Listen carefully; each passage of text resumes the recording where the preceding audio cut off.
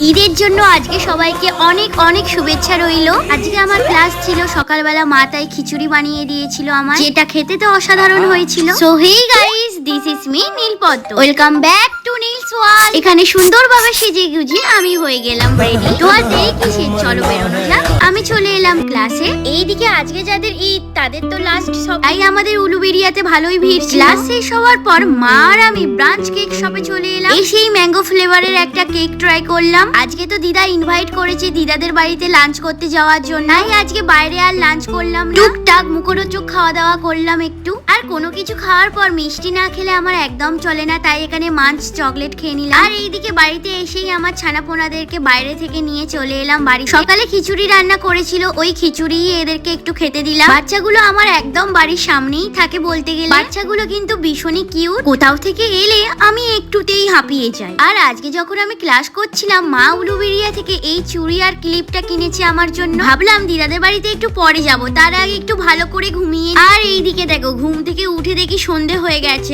আর দেরি না করে ঝটপট রেডি হয়ে বেরিয়ে পড়লাম দিদাদের বাড়ি যাওয়ার জন্য। লাঞ্চে ইনভাইট করেছে দিদা, কিন্তু আমরা যাচ্ছি ডিনার করতে। লাঞ্চকে কিভাবে ডিনারে কনভার্ট করতে হয় সেটা তোমরা আমার থেকেই শিখে নাও। একটা বড় লম্বা ঘুম দিয়ে দেবে আর সোজা চলে যাবে ডিনার। সন্ধ্যের দিকে আজকে এত হাওয়া দিচ্ছিল যে আমার ঘুম এসে গেছে দিদাদের বাড়ি। আর এই যে আমার দিদার বন্ধু টিয়াকে টাটা বাই বাই করে দিয়ে চললাম বাড়ির পথে। আর এই যে দিদা এত কিছু পাপার জন্য পাঠিয়ে দিয়েছে। আমার দিদি আমার ফেভারিট এই মিষ্টিগুলো কিনে এনেছিল, সেটাই এখন খাচ্ছি। আজকের মতো তাহলে আমি আসি, আবার দেখা হবে কাল। সবাই ভালো থেকো, টাটা।